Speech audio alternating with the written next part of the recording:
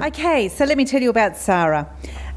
Sara has worked in not-for-profit long day care centres for more than 20 years and was the director of an inner-city not-for-profit long day care centre for 10 years. You've worked with us for a really long time, so 6 years at community childcare. She has a Bachelor of Education along with a graduate certificate in leadership, a certificate 4 in management and advanced diploma in community sector management and a certificate 4 in training and assessment. She lives the desire for qualifications and we're very happy with that. Sara currently coordinates the iHub project and the cluster management trial in the metro area, so some of you have met Sara and been the recipient of not just her great experience, her guidance, but also her incredible energy, which is a wonderful thing. And she is marked out at community childcare by always singing happy birthday in Swedish for us as well, so which is wonderful.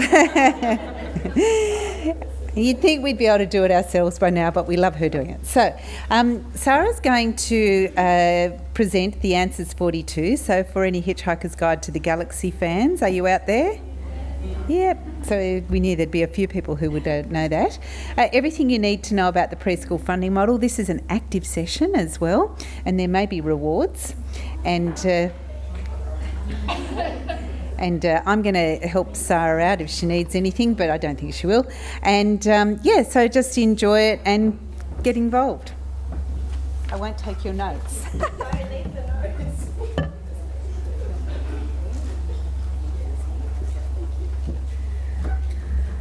Okay, hi everybody. I'd like to start my talk by paying my respects to the Gadigal people and to pay my respects to Aboriginal elders, past, present and those to come in the future. Thank you for being here, everybody.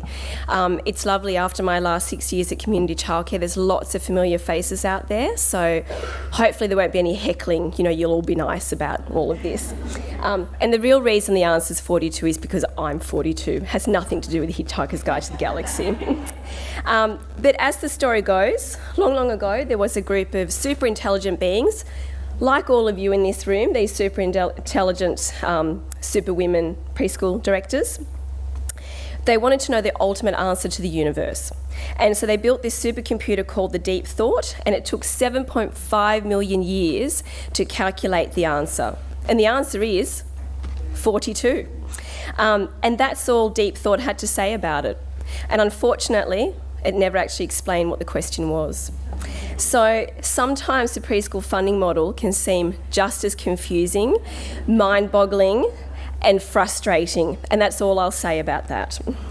And as you know, Community Childcare has run a range of sessions and webinars about the preschool funding model, and even though that's been the case, we know there are many people who are not yet quite on top of it all and know the answer to every question that they may have, and hopefully we will.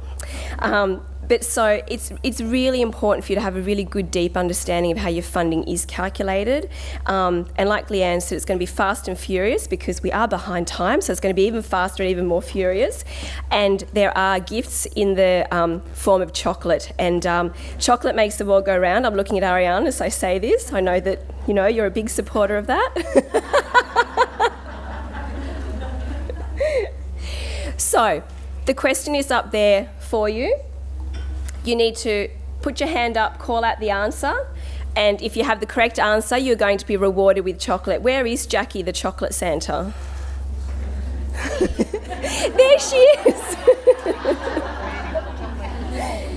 So, what children attract funding under the preschool funding model and what children don't? Yes, over here. 4-year-olds. 4-year-olds, yes? 3-year-olds. Not three. Yes? Equity. Yes. So I know it's a bit hard to hear, but basically it's Aboriginal and Torres Strait Islander children over 3 years of age, children from low-income families over 3 years of age, and children at least 4 years old on or before the 31st July in that preschool year. And these are the only children that attract funding under the preschool funding model. Your service also receives loadings for these children if you're in an outer regional, remote or very remote area, and they also attract loading if they have English language needs. So, what is transition funding?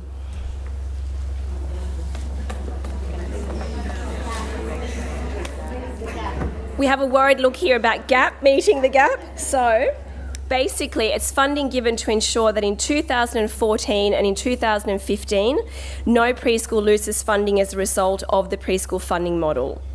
However, in 2016, that amount will be halved, and in 2017, kiss it goodbye, it's gone. So when services funding was calculated under the preschool funding model at the end of 2013, based on those census numbers that you all plugged in, it was discovered that some services would have been eligible for less under the preschool funding model than what they would have been otherwise. So these services were granted a top-up amount so that their funding equalled their 2013 funding, only for an interim period though, so hence the name Transitional Funding. And the aim of the funding was to give services time to readjust their enrolment pattern in line with the preschool funding model. So like I said, in 2017, there will be no transitional funding, apart from maybe those services who are successful in viability funding, and there'll be more on that to come. How do you know if you have transitional funding? Hands up if you have transitional funding. How do you know?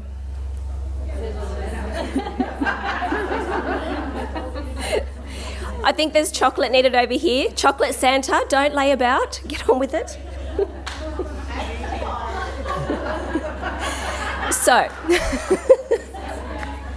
So basically, you know that you have it from a single email that you received from DEC in about October 2013. And the email looked like this. It had a table in it that explained your funding, and the second last line stated your transitional funding if you were the recipient of it. If you didn't know whether or not you had transitional funding or the actual amount that you were entitled to, then you need to find this email or you need to contact DEC for clarification.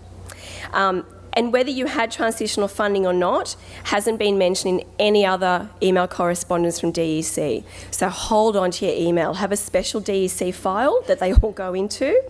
And then the second half of the email looked like this. And the reason, I know it seems a bit simplistic that we're showing you this, but we've actually had lots of phone calls from people just simply not knowing.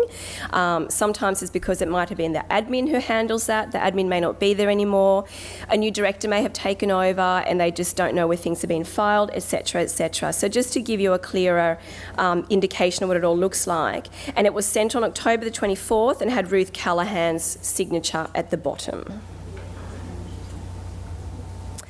Is it good or bad?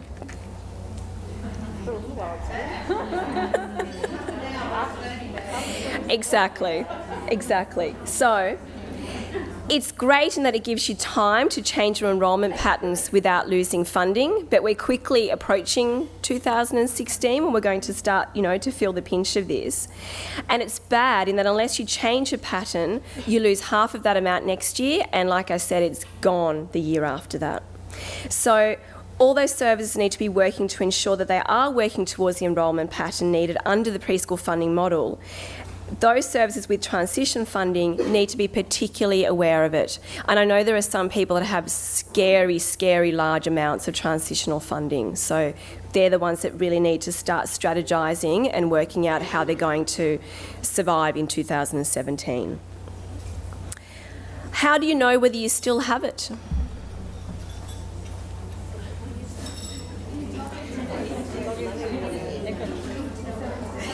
No, actually, funnily enough, you don't. Well, you do because it was in the original letter, but it's not separated out in this year's funding announcement. And what you'll need to do is run last year's figures through the budget funding calculator to see if it equals your total funding that you've actually received. And the difference between the calculator amount and the funding letter amount is the amount of transitional funds that you have. And if you halve this amount and make no changes to your enrolment patterns, then this is also the amount that your funds will be reduced by in 2016. So the lesson there is keep correspondence and know what it says and look at the amounts. How can you eliminate it? Yes, who was that? Put your hand up so you get a chocky.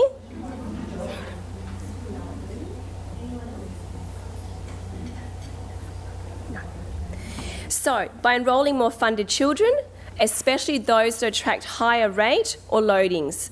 And I know that's a bit like Leanne's famous line about having the 3D printer that's going to print us more children. That would be great. And I'm sure for a lot of preschool directors that's how it feels, that that's what you're going to have to do. But you've just got to make sure that you don't lose any more funding than what you already have. And I know that's easy for me to say. It's a whole different thing to go out there and do. Could anyone else lose funds in 2016 and 2017? Yes. Where was that yes? We need some chockies. Oh, there's lots of yeses. So even if you did not have transition funding in 2014, then in 2016 your funding is based on your enrolment this year. So it's retrospective each year. So put your enrolment figures through the calculator now, and voila, you will know about your figures for next year. How do you calculate your services funding cap, and why is that actually important? Why does it matter? Yes, so you should get half a box of chockies there, but we'll give you a whole one.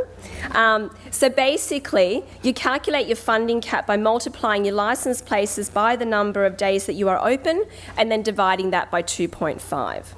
And the reason that you have a funding cap is because the government wants to ensure that each child has access to 600 hours of preschool in their year before school, and that then equates for most 6-hour preschools into 2.5-hour days. Hence, each place can give 2 children this amount of preschool hours.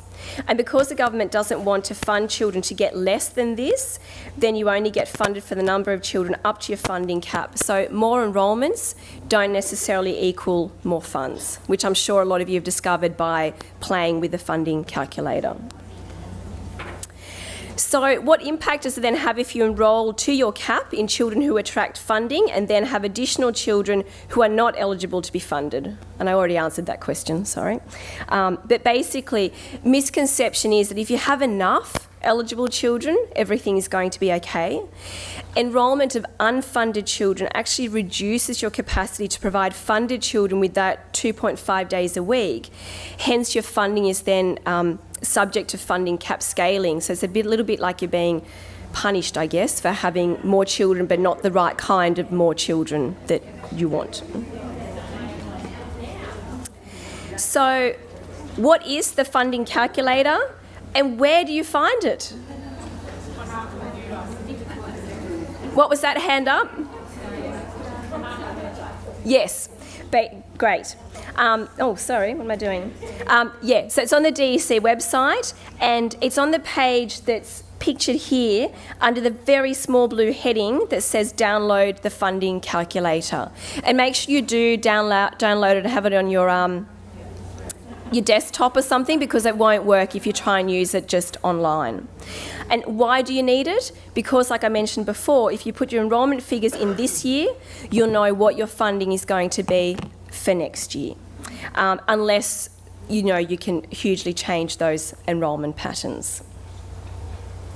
So what does the DEC expect in terms of services fees? Yes, exactly. So preschools will continue to set their own fees. However, services will be expected to ensure that fees are not a barrier to access for children in the year before school and for 3-year-old children from disadvantaged backgrounds. Services will be expected to reduce fees for low-income or Aboriginal children given increased equity funding.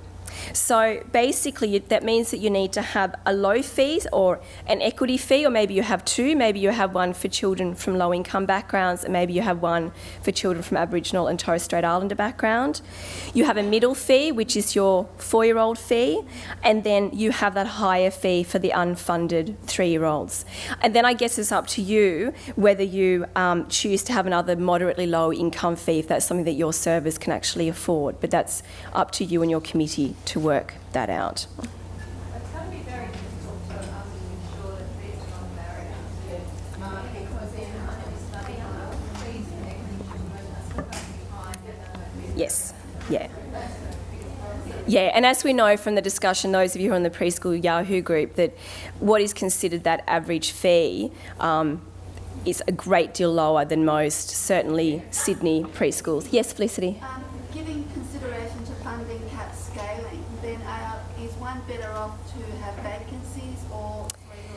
It's one of those how long is a piece of string sort of questions. I would just suggest get that funding calculator out, make it your best friend, and just plug all the different variables into it and go with whichever gives you the better result, because I wouldn't know until you sat down and actually looked at the particular numbers. Yeah.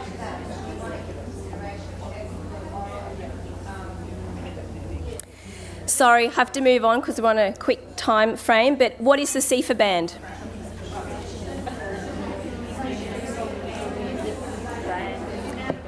Yeah, so it's the socioeconomic indexes for areas. It's a highly refined measure based on the CFA, on the suburb in which the service is located, and it determines your base rate per child. Who in this room is worse off with their CFA ranking than what they were? Yeah, okay.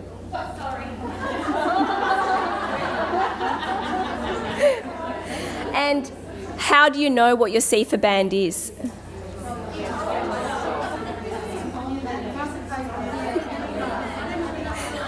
Yeah, on that email that we looked at earlier, it was stated there, but you can also find it on the ECMS site, so the Early Childcare Management System, on the main screen that you come to. And there's a service details tab where there are two columns. One is called actual values and one is actual values from performance. So the actual values talks about your 2013 census figures, and the actual values from performance is the 2014 census figures. And again, you can put these through the funding calculator to get a bit of a better idea of where you're heading. So what is the highest and lowest base amount funded per child? Basically, the lowest band, band 1, which is the band that services have in the poorest communities in the state, would have $5,270 per child. And the highest band that services in the richest community would have is band 18, $1,805 per child.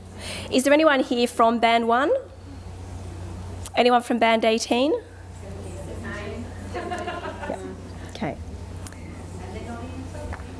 And what is the connection between the data collection and your funding? Why do you spend all that time plugging all those details in? Yeah, so you are funded in the following year based on your data collection in the current year. That is why they need all that information. This has been, again, on the Preschool Yahoo group, a great topic for quite some time now. Healthcare cards, pension cards, what is the difference? To end the confusion, basically there is no longer low-income healthcare cards. Acceptable proof of low income is a family healthcare card with a child's name on it, or a pensioner concession card. And a child's healthcare card just for them in their name is not acceptable. They need to be a person named on their parents' family's card. And in what circumstances can your service be funded for a 3-year-old? Yeah, all the stuff that we talked about originally. If the 3-year-old turns 4 before the 31st July of that year, if they're from a low-income family or an Aboriginal Torres Strait Islander background, or if the 3-year-old has additional needs, but then it's not to do with that DEC funding, it's the funding that you can obtain through Northcott for the Preschool Disability Support Program. So, yes, sorry, Diane?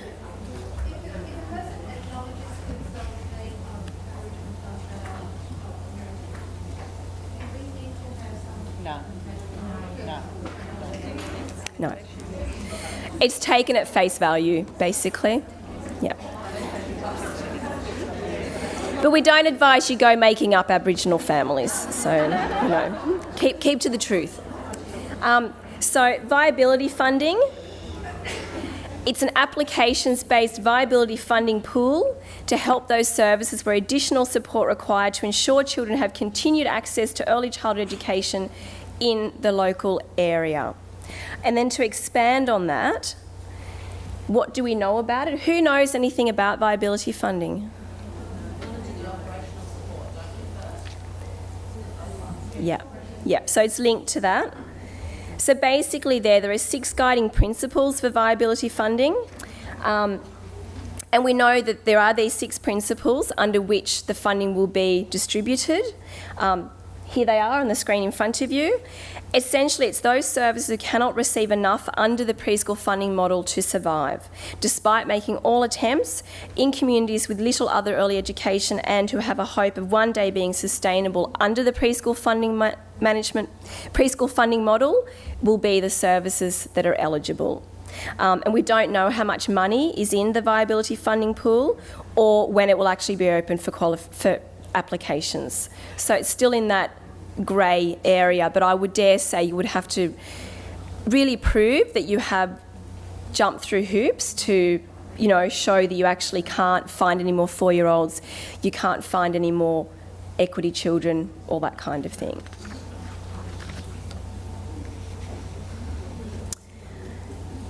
Do we have any questions?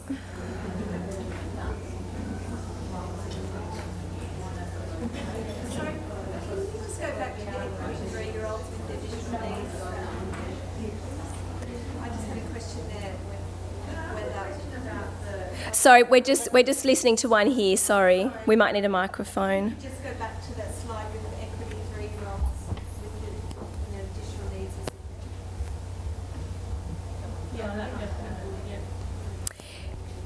Yep. So, what is your actual question? With the funding for if the 3-year-old has additional needs, so they fall in within that equity as well? No, so that's different to the DEC funding. As I said, it's about them being able to access the PDSP funding for that child. And as we heard this morning, I know a lot of you are finding that really challenging because, you know, the level 1, 2, 3 is probably not, you know, what a lot of us would think, you know, that child needs according to funding level. Does that answer your question? Sort of, because that's where it's difficult when you're charging so much more for your 3-year-olds, and then if they're getting a double, you know, hit because you can support them once they're in, but you have to charge the family so much. So in terms of the fee that you charge, that's in your hands. You have to show that 3-year-olds are paying more. Some people are putting different layers of fees when they've got perhaps middle income families, so there might be another fee for those families. I want to think about it. It's up to you what you charge, but you just have to be proving that you're attracting the target groups and that you are charging differentiated fees for 3-year-olds who don't fall into the equity case that you would. There was a question up the back.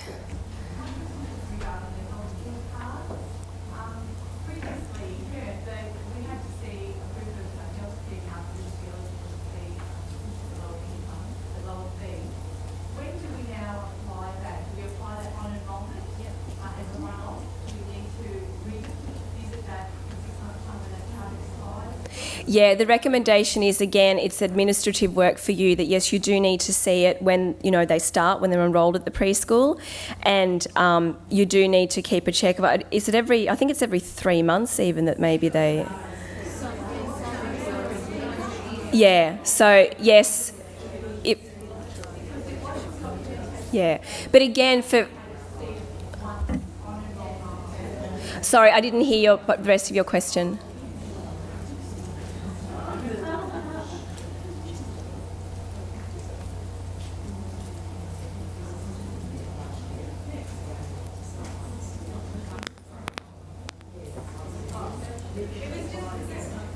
Okay, can everyone be quiet so we can hear this lady up the back, please? It was just regarding some information that we got regarding the healthcare cards. It said it just had to be seen on enrolment only.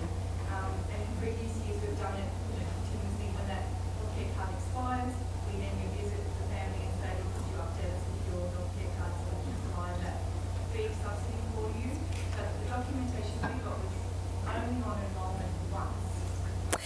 Again, I would say definitively follow it up with DEC. What I have heard is that it's best for you to check if it's run out, but I would check with DEC and ask them for a response of what they actually want you to do.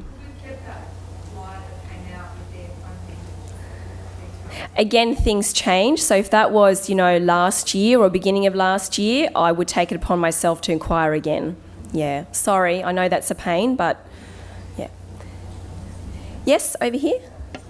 We're very, we've still got 2-day enrolment sessions that the children put into.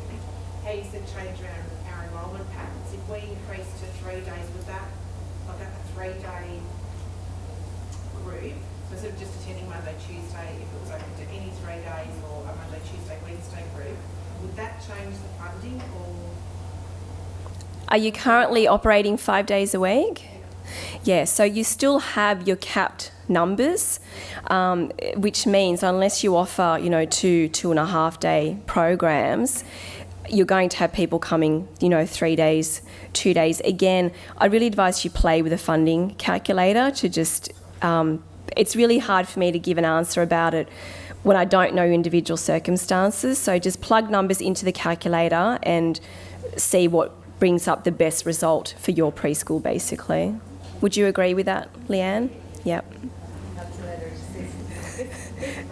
Yes, it's your best bedtime friend that you have, that you consult at all times. Because you don't have time to have any other friends.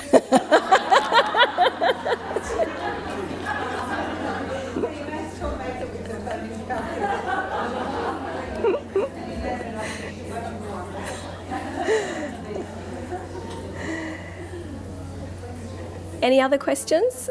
Yes? On about 3-year-olds, is it essential that non-equity 3-year-olds pay a higher price than the others? You've actually signed, your committee or whomever your approved provider is, has signed to say that they are going to make it more affordable for 4-year-olds to attend preschool. So yes, you have signed a funding agreement to say that you will do that. Now the amount that you decide on, that's up to you, your committee, but yes, you have signed an agreement to say that yes, you will charge less for 4-year-olds.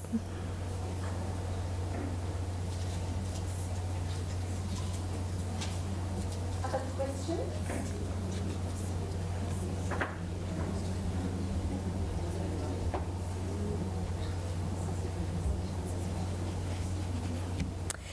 So basically, the preschool funding model in a nutshell is that the New South Wales government is trying to ensure that all children in the year before school, Aboriginal and Torres Strait Islander children in the 2 years before school, and children from low-income families in the 2 years before school get access to 600 hours of preschool education per year. That is the government agenda.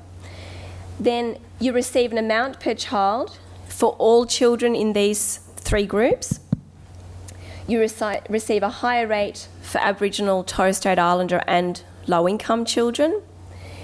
And other children you enrol, so for example, the 3-year-olds not in the above groups, may then reduce your funding. But I know for a lot of services, it's a difference between, bums on seats basically, making it work, and that will be, otherwise you might have to close your door. So again, your best friend, the calculator, is helping you make those decisions. And that the New South Wales government wants you to enrol more of these children so that you do not lose your funds in 2016. And if you don't, the funding amount listed on your 2013 funding email as transitional funding will be reduced by 50% in 2016, and it will be gone by 2017. So you can go to places to find out more. There's the ECECD funding team, and there's a 1300 number there. There's also, you can email them, or you can have a look at the help if I kept up. Or you can read the preschool funding part of the DEC website at DEC. The other thing is, please be aware that Community Childcare is running viability sessions for preschools in, I think, 18 locations across the state, and they started a couple of weeks ago and they're going until the end of March, is that right? No, June, okay, yep, so they're going for quite a while. Has anyone been to one of the viability sessions? Yeah. From what I've heard, people have found them really useful. It's working on actual, concrete strategies of how to, not make 3D children, but actually find real children to fit your numbers. So I recommend you check those out. And the other thing is too, don't forget that you can call the 1800 number at Children's Services Central. You can call us at Community Childcare, and we're more than happy to talk you through scenarios and any questions that you have. And if we can't answer your questions then and there on the spot, we will go away, find out, and get back to you, either with an answer or where you can go to get the response. Yes, and I'll just answer this lady first. Yes. Just confirming that the first web address there is DUT, second one is DUC.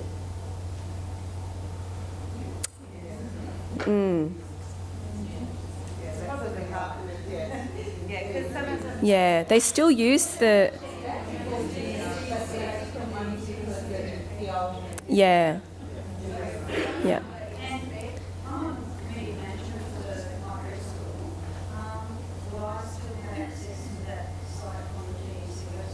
Oh, yes. Yes. No. Yeah. It spreads itself around quite a bit. And yes, question over here. There's a few centres on the central class that take 2-year-olds.